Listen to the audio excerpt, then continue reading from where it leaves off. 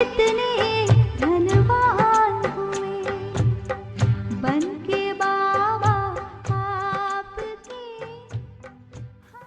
ओम शांति।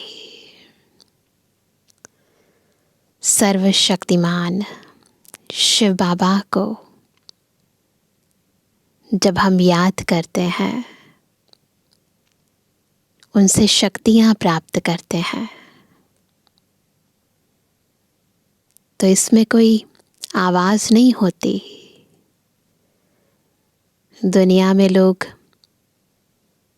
जब भी कोई छोटा या बड़ा काम करते हैं, तो आवाज की दुनिया में आवाज ना हो ये असंभव है। और यहाँ आत्मा तमु प्रधान से सतु प्रधान बनती है, मनुज से देवतुल्य बनती है, पतित से पावन बनती है, पर आवाज नहीं होती। क्योंकि ईश्वरीय ज्ञान, ईश्वरीय विधि चुप रहने की है।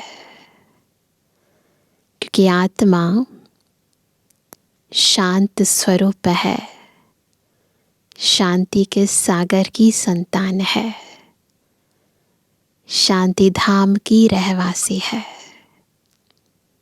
तो ये ज्ञान है चुप रहने का, शांत रहने का,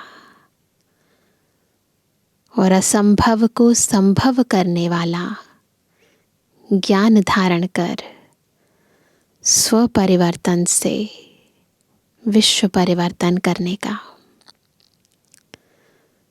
तो इस वंडरफुल ज्ञान की वंडरफुल विधियां आज हम ईश्वरीय महावाक्यों में गहराई से समझेंगे। अभी हम सुनते हैं बाबा के मधुर महावाक्य। आज है 4 दिसंबर 2023। बाबा के मधुर महावाक्य हैं। मीठे बच्चे, सतगुरु का सहज वशीकरण मंत्र तुम्हें मिला हुआ है। क्या है वो मंत्र? कि चुप रहकर माँ में कम याद करो। यही माया को अधीन करने का महामंत्र है। प्रश्न है, शिव बाबा ही सबसे भोला ग्राहक है, कैसे? सबसे भोला ग्राहक कैसे है? उत्तर है आज का। बाबा कहते, बच्चे तुम्हारे पास देह सहित जो भी पुराना कचरा है वह मैं लेता हूँ। सो भी तब, कब? जब तुम मरने पर हो। तुम्हारे सफ़ेद कपड़े भी मरने की ही निशानी है। जब कोई मृत्यु को प्राप्त होता है तो उसके ऊपर सफ़ेद चादर डालते हैं ना। तुम अभी बाप पर बलि चढ़ते हो। बाप फिर 21 जन्मों के लिए तुम्हें माला माल कर देते हैं। भक्ति मार्ग में भी बाप सबकी मनोकामनाएं पूर्ण करते हैं। ज्ञान मार्ग में भी सृष्टि के आदि मध्य अंत का ज्ञान दे त्रिकालदर्शी बनाते हैं। है ना? बाबा इतना सब कुछ देते हैं और हम क्या देते हैं? तो है ना बाबा कितना भोला ग्राहक। आज का गीत है, भोलेनाथ से निराला कोई और नहीं है। भोलेनाथ से निराला, गौरीनाथ से निराला कोई और नहीं। ओ भोलेनाथ से निराला, गौरीनाथ से निराला कोई और नहीं। ऐसा बिगड़ी बनाने वाला कोई कोई और नहीं। भोलेनाथ से निराला, गौरीनाथ से निराला कोई और नहीं। ओ भोलेनाथ से निराला, गौरीनाथ से निराला कोई और नहीं। उनका डमरू डम डम बोले, अगम निगम के भेद खोले। उनका डमरू डम डम बोले, अगम निगम के भेद खोले। ऐसा भक्तों का रखवाला कोई और नहीं। भोलेनाथ से निराला, गौरीनाथ से निराला कोई और नहीं। ओ भोलेनाथ से निराला, गौरीनाथ से निराला कोई और नहीं। ओम शांति। बच्चे भोलानाथ के सम्मुख बैठे हुए हैं। व्यापारी लोग कहते हैं ऐसा कोई मत का मोरा यानी कम बुद्धि वाला भोला हो जो 1000-2000 का माल लेकर हमको खूब धन देकर जाए। यही चाहते हैं ना व्यापारी लोग, तो है ना, हम अधिक दाम में किसी को बेच दें कोई चीज़ अपनी, है ना, तो ज़्यादा मुनाफा हो जाए। हे भगवान, हमको ऐसा ग्राहक मिलाओ। अब भोलानाथ बाप आकर बच्चों को आदि मध्य अंत का राज समझाए त्रिकालदर्शी बना रहे हैं। मेरे जैसा ग्राहक तुमको कभी मिल सकता है? पूछ रहे हैं बाबा। तुम उनको अर्पण करते हो, भक्ति मार्ग में बहुत महिमा करते हो। कहते हैं ना, तन मन धन सब कुछ तेरा। भोलानाथ की महिमा होती है। क्या महिमा करते हैं? तुम मात पिता हम बालक तेरे। वह आकर राजयोग सिखलाते हैं, राजाई देते हैं। बाप को कहते हैं यह जो पुराना कचरा है वह हम आपके ऊपर बलि चढ़ाते हैं। क्या है? पुराना तन, है ना, कैसा है ना, मन में व्यर्थ संकल्प है जिसमें ऐसा मन, है ना, और कितना धन, कुछ भी नहीं है सतयुग के मुकाबले। तो ये तो बाबा कहते हैं हम ये बच्चे हम पर सारा बलि चढ़ते हैं। आप हमको 21 जन्मों के लिए माला माल करते हो। सर्राफ होते हैं ना, क्या करते हैं वो? मट्टा सट्टा करते हैं, कमीशन लेते हैं। यह भी कहते हैं, क्या कहते हैं बाबा? कचरा जो भी है, क्या है? देह सहित वह सब तुम्हारा लेता हूँ जब तुम मरने पर हो। कोई मनुष्य आत्मा मरने पर हो तो उससे वो ले, कोई पुराना तन हो गया, मरने पर है इंसान और तन भी खराब है, सांसें भी थोड़ी सी रह गई हैं। ऐसे में कोई कहे कि मैं इस तन के बदले दूंगा तुम्हें, तो कितना फ़ायदा हो जाएगा। तो अब भी हम कलयुग के अंतिम जन्म में हैं और अंतिम जन्म के अंदर भी देखो हर एक का कुछ भी पता नहीं है, अंतिम समय का भी पता नहीं है। तन भी पुराना है, तमो प्रधान है, धन भी ऐसे हैं, संबंध भी सबके बहुत खराब हैं। ऐसे में बाबा कहे कि जो कुछ तुम्हारे पास है वो मुझे दे दो और इस कौड़ी के बदले मैं तुम्हें हीरे दे दूँगा, सतयुग की बादशाही दे दूँगा। तो ऐसा ग्राहक मिलेगा। तो बाबा भी कहते हैं कि वह सब तुम्हारा लेता हूँ जब तुम मरने पर हो। यहाँ तुम ब्रह्मा कुमारियों के कपड़े भी सफ़ेद हैं, जैसे कि तुम मरे पड़े हो। तो जब सफ़ेद कपड़े पहने ना, तो याद रखना ये हमारा मर जीवा जन्म है। मरने वाले पर हमेशा सफ़ेद चादर डालते हैं, कोई भी दाग ना हो। इस समय सबको माया का काला दाग लग गया है। इसको ही राहु का ग्रहण कहा जाता है। चंद्रमा पर भी ग्रहण लगने से काला हो जाता है ना। चंद्र ग्रहण होता है तो देखते हैं ना रात कितनी अंधेरी होती है। तो यह माया का ग्रहण भी सारे विश्व को काला कर देता है। विकारों का ग्रहण सारे विश्व की आत्माओं को काला कर देता है, विकारी बना देता है। इसमें तत्व आदि सब आ जाते हैं। बाप बैठ समझाते हैं। बिल्कुल फील करेंगे ब्रह्मा के भ्रुकुटी के मध्य शिव बाबा बैठकर हमें समझाते हैं, यह तुम्हारा राजयोग है। राजयोग से स्वर्ग में राजाई प्राप्त करनी है। तुम राजाओं का राजा बनते हो। नारायणी नशा रहता है, सबको चढ़ता है ये नशा। नर से नारायण बनते हैं। लक्ष्मी नारायण का राज्य होता ही है सतयुग में। तो ज़रूर मुझे अंत में आना पड़े। यह समय है भक्ति मार्ग का। भक्ति मार्ग में दर दर माथा टेकते धक्का खाते रहते हैं। यही तो करते हैं भक्ति में। भक्तों का रखवाला है भगवान। भक्ति का फल आकर देते हैं। क्या देते हैं? ज्ञान देते हैं। सब भक्त तो हैं परंतु सबको एक जैसा फल नहीं मिलता है।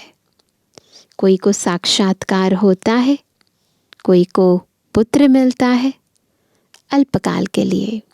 सब भक्तों को उनकी भावना अनुसार इच्छा प्रमाण फल मिलता है।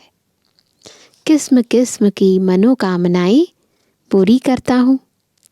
दुनिया में यह किसको पता नहीं कि भगवान आया हुआ है।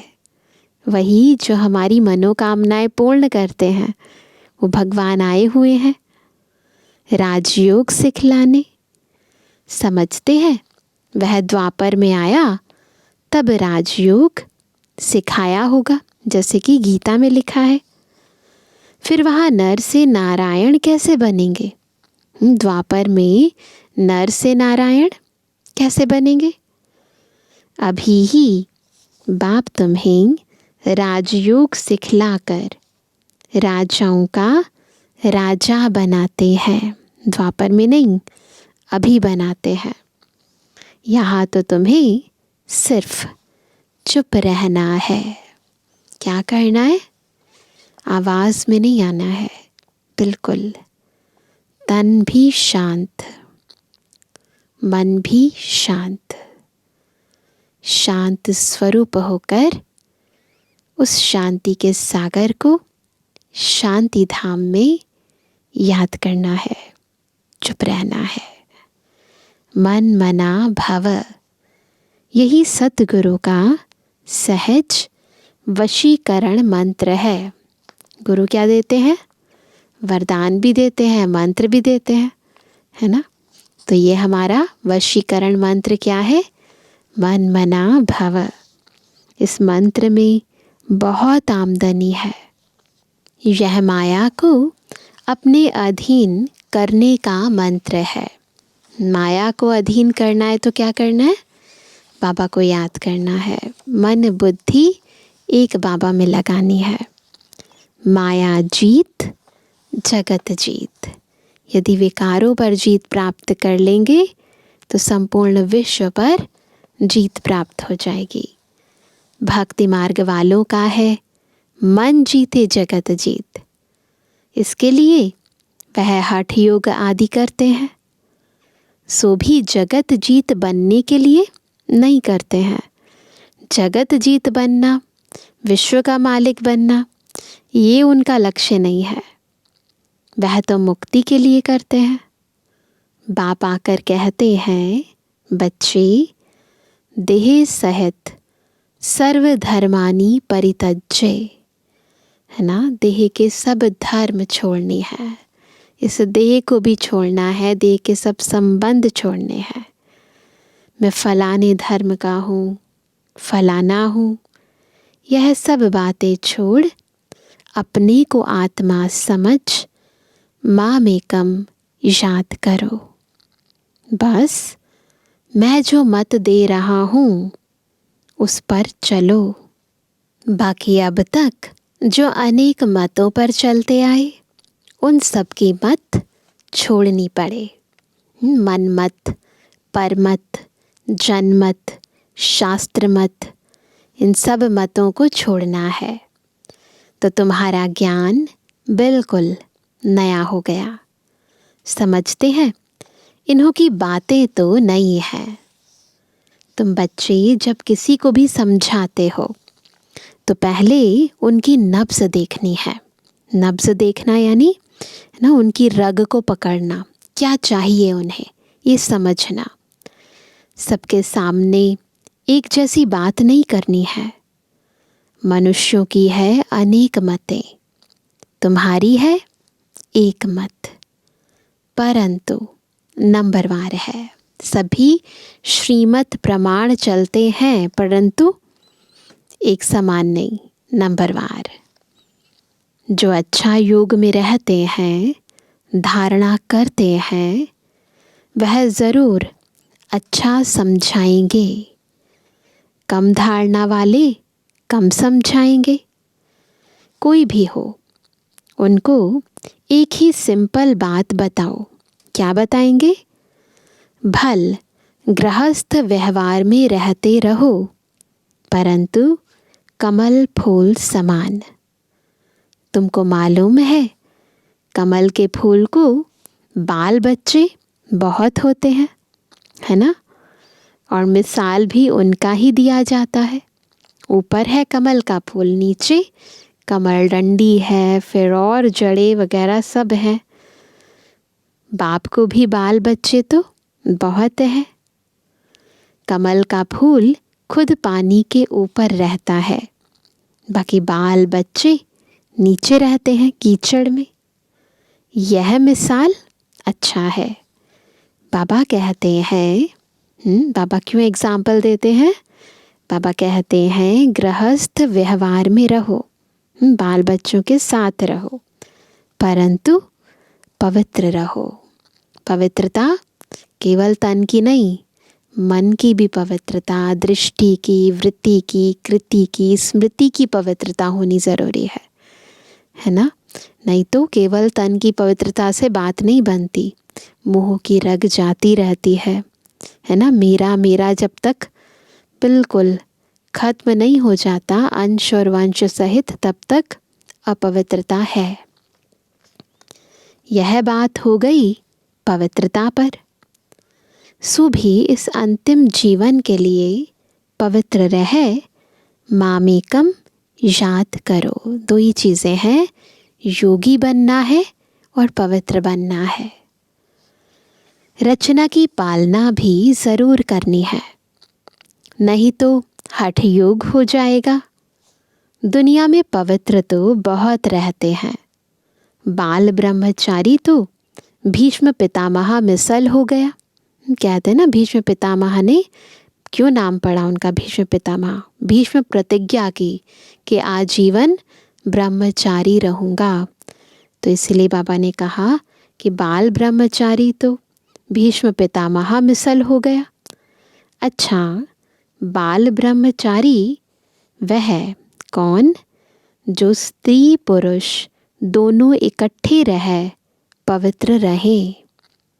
गंधर्वी विवाह की चर्चा तो शास्त्रों में भी है, परंतु कोई जानते नहीं है। यह तो बाप ही समझाते हैं।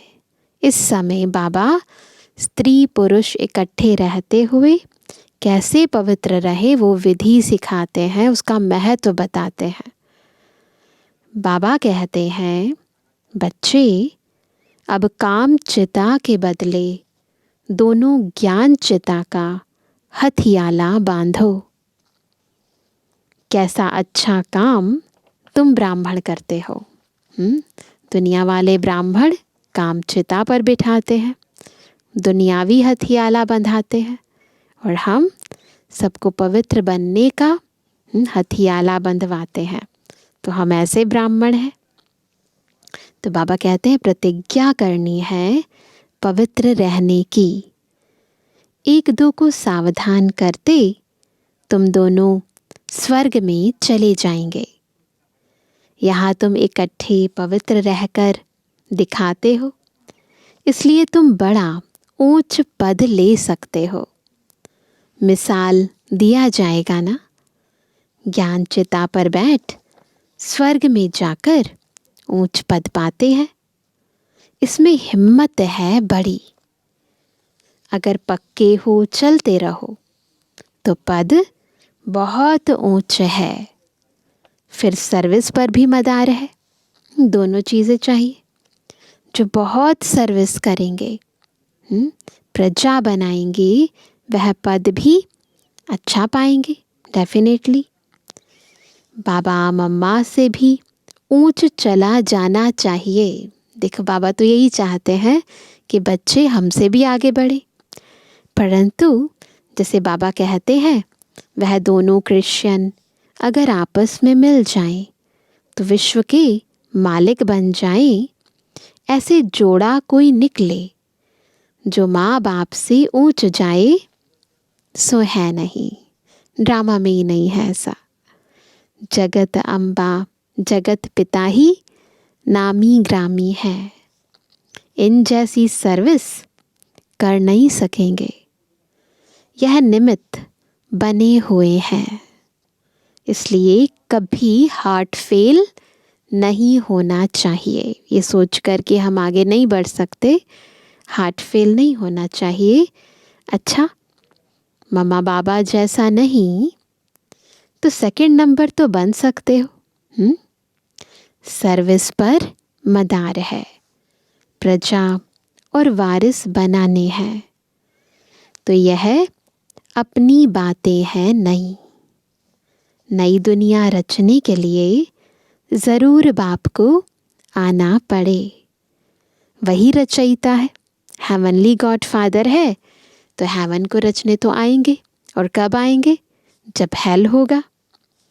वह तो कह देते हैं परमात्मा नाम रूप से न्यारा है, परंतु ऐसा है नहीं। उनका भी कोई दोष नहीं। तकदीर में हो तो समझे। बहुत आते हैं जो समझते भी हैं कि बात तो बरोबर ठीक है, दिल गवाही देती है कि ठीक कर रहे हैं ये। कोई कहे आत्मा का नाम रूप नहीं है, तब आत्मा नाम किसका पड़ा? आत्मा भी तो नाम है ना। आत्मा नाम तो है ना। तुम सबको बोलो, क्या यह राजयोग है? परमपिता परमात्मा संगम पर आते हैं। राजयोग ज़रूर संगम युग पर सिखाएंगे। तब तो पतित को पावन बनाएंगे। तो यहाँ की बात ही न्यारी है। पवित्रता की बात है ना, ये बिल्कुल न्यारी है।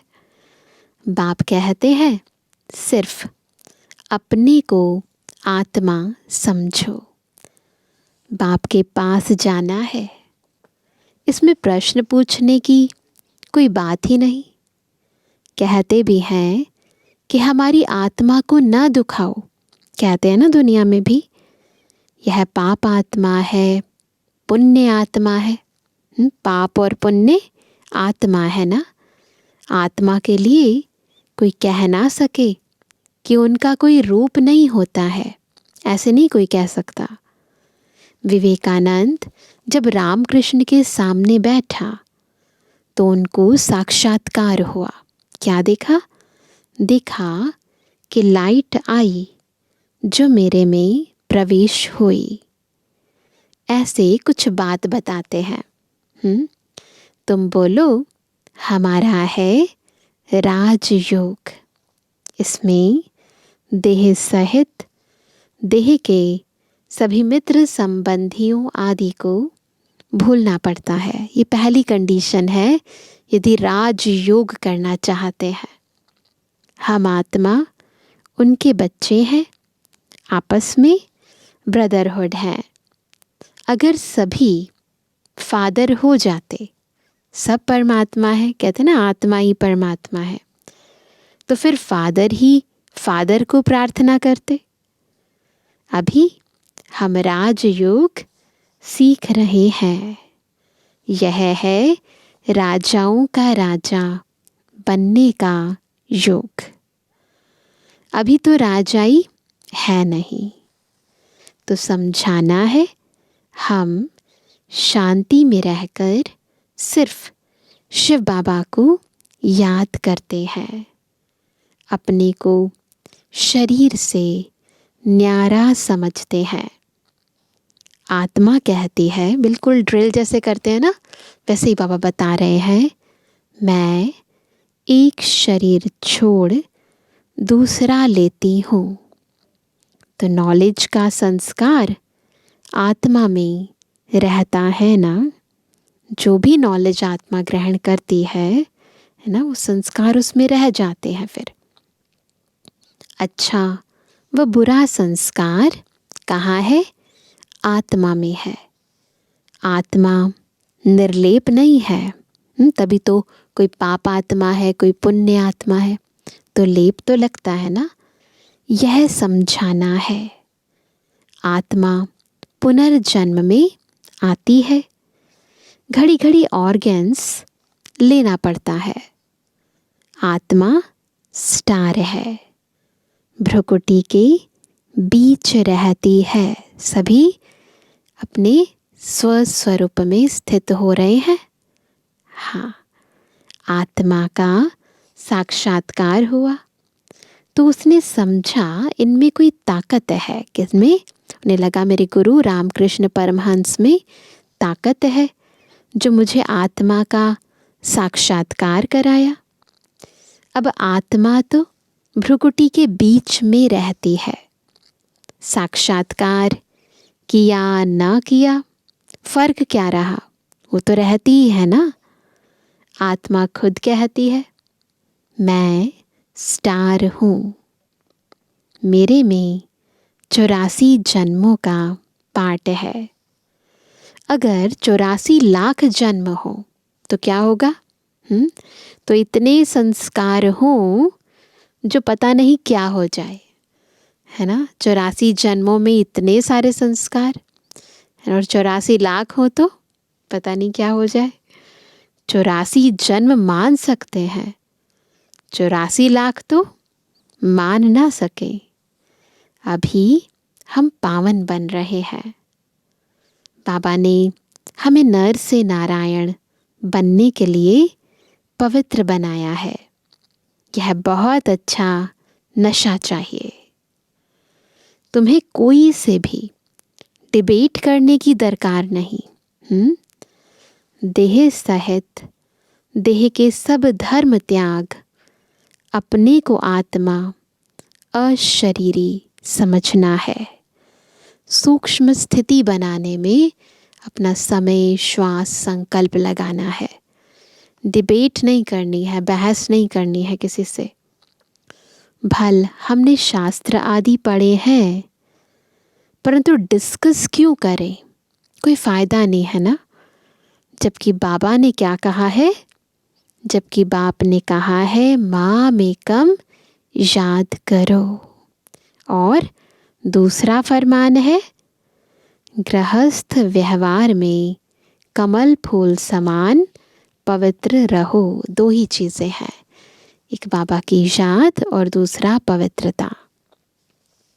योग अग्नि से ही पाप नाश होंगे। भगवान वाच है, भगवान भी परम आत्मा है, उनको भी स्टार कहेंगे। बहुत पॉइंट्स हैं, एक समय नहीं निकल सकती सारी पॉइंट, एक ही बारी में थोड़ा निकल सकती हैं। आसामी देख युक्ति से उठाना है। देखना है सामने वाले व्यक्ति को क्या चीज़ प्रभावित करेगी, कौन सी चीज़ उनको जच जाएगी, फिर वैसे ही उन सबको ज्ञान सुनाना है। बोलो, हम भी शास्त्र पढ़ते हैं, परंतु बाप का फरमान है कि सभी को भोल मामेकम याद करो। वह है निराकार। आत्मा को तो सब मानेंगे, विवेकानंद वाले भी मानेंगे, आत्मा को तो सब मानेंगे। आत्मा तो सभी में है।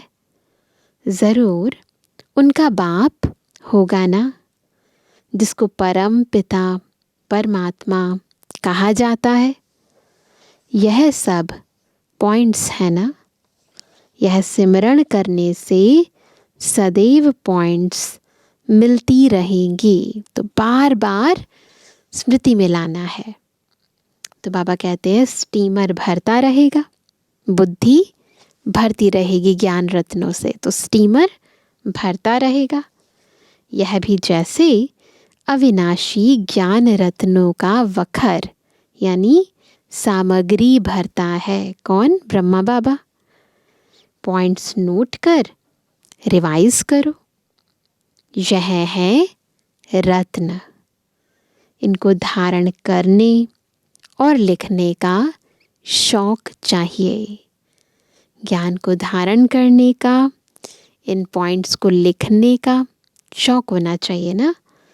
अच्छी तरह से सबको समझाना है।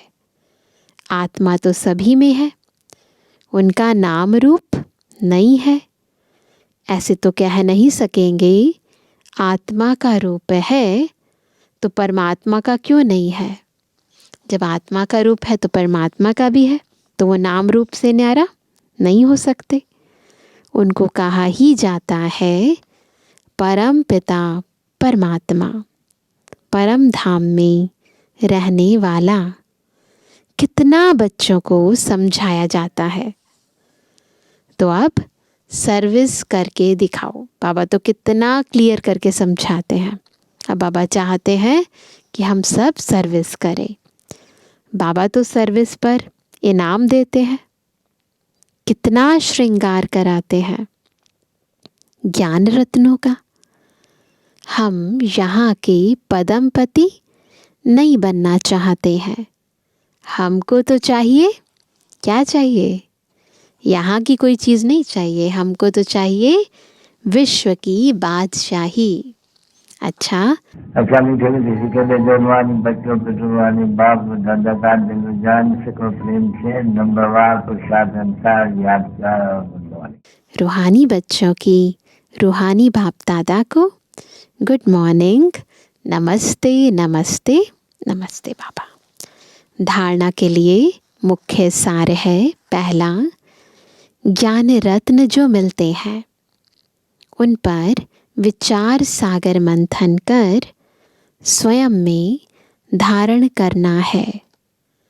ज्ञान रत्नों से सदा भरपूर रहना है।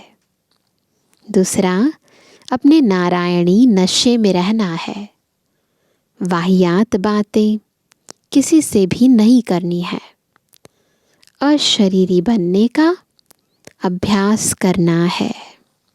वरदान है, दुआ और दवा द्वारा तन मन की बीमारी से मुक्त रहने वाले सदा संतुष्ट आत्मा भव।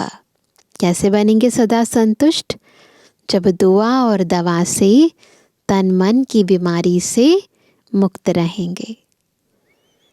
कभी शरीर बीमार भी हो तो शरीर की बीमारी से मन डिस्टर्ब ना हो। होता है ऐसे। सदैव खुशी में नाचते रहो तो शरीर भी ठीक हो जाएगा। मन की खुशी से शरीर को चलाओ तो दोनों एक्सरसाइज हो जाएगी। खुशी है दुआ और एक्सरसाइज है दवाई। तो दुआ और दवा दोनों से तन मन की बीमारी से मुक्त हो जाएंगे। खुशी से दर्द भी भूल जाएगा। सदा तन मन से संतुष्ट रहना है तो ज़्यादा सोचो नहीं, अधिक सोचने से टाइम वेस्ट होता है और खुशी गायब हो जाती है। क्या होता है वैसे प्रैक्टिकल? जब कोई बीमारी होती है तो बहुत सोचते हैं क्यों हुई, क्या कारण है, कितना बुद्धि लगाते हैं, कितने डॉक्टर्स के पास जाते हैं। परंतु बाबा बताते हैं बहुत सहज तरीका है। यदि मन खुश है ना, यानी मन सदा भरपूर रहना, ईश्वरीय ज्ञान से, ईश्वरीय गुणों से, परमात्म शक्तियों से, परमात्म सर्व अविनाशी खजानों से यदि मन भरपूर है, शक्तिशाली है, खुशहाल है, खुश है ना अंदर से, तो मन नाचता रहेगा। और मन नाचता रहेगा तो वो मन की शक्तिशाली स्थिति तन को भी अपने आप निरोगी बना देगी। तो परंतु हम क्या करते हैं, मन को भी उस रोग में यूज़ करने लग जाते हैं, मन की शक्ति को, समय को वेस्ट करते रहते हैं। तो बाबा बहुत सहज तरीका बता रहे हैं कि हमें कैसे तन और मन दोनों की बीमारी से मुक्त रहना है। स्लोगन है, विस्तार में भी सार को देखने का अभ्यास करो। देह है विस्तार और मैं आत्मा सार, तो विस्तार में भी सार को देखने का अभ्यास करो तो स्थिति सदा एक रस रहेगी। मातेश्वरी जी के मधुर महावाक्य। परमात्मा की सद्गति करने की गत मत परमात्मा ही जानता है। भक्ति में कहते हैं ना, तुमरी गत मत तुम ही जानो और ना जाने कोई। तो मामा भी कहते, तुम्हारी गत मत तुम ही जानो। अब यह महिमा किसकी यादगार में गाते हैं? क्योंकि परमात्मा की सद्गति करने की जो मत है वो तो परमात्मा ही जानता है, मनुष्य नहीं जान सकता। मनुष्य की सिर्फ यह इच्छा रहती है कि हमको सदा के लिए सुख चाहिए, मगर वो सुख कैसे मिले? कैसे मिलेगा वो सुख?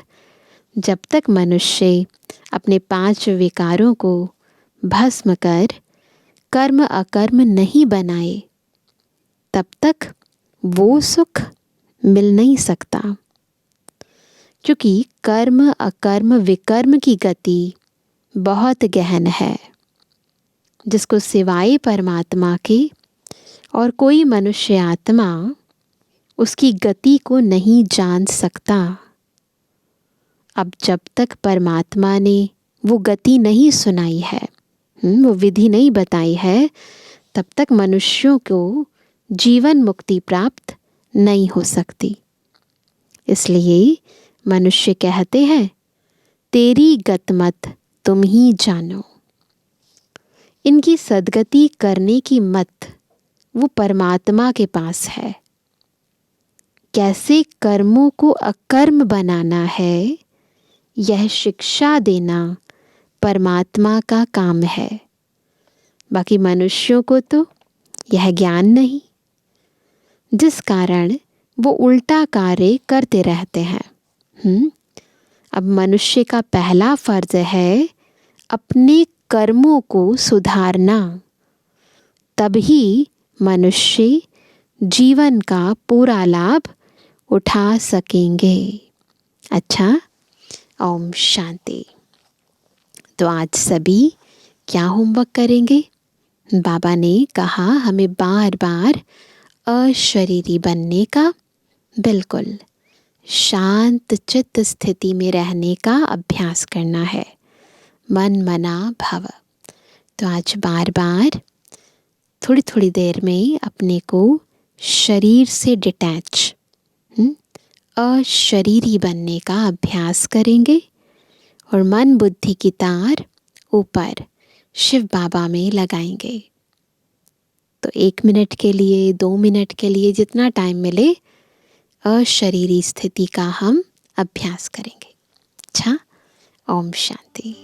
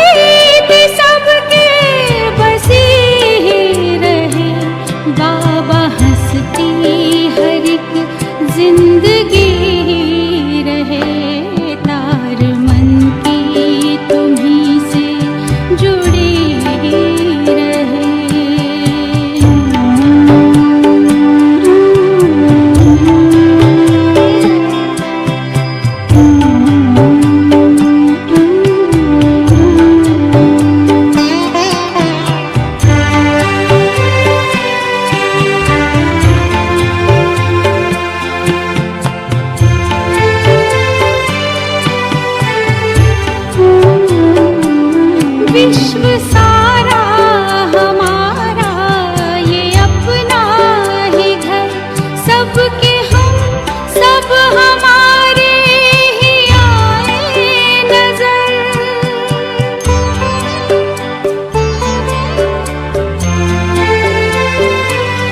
विश्व सारा हमारा ये अपना ही घर, सबके हम सब हमारे ही आए नजर। हर डगर फूलों से यूं सजी रहे, हर डगर फूलों से यूं सजी रहे। बाबा हंसती हर एक जिंदगी रहे, तार मन की तुम्हीं से जुड़ी रहे।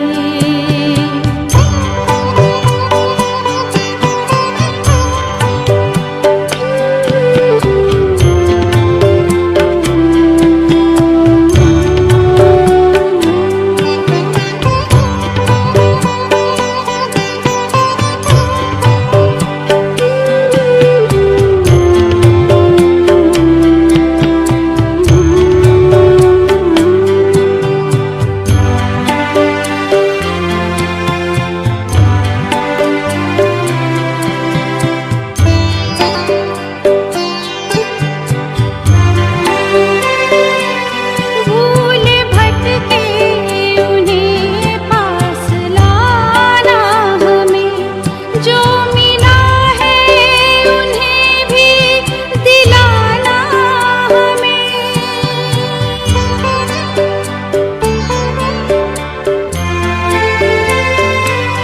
भूल भटके उन्हें पास लाना हमें, जो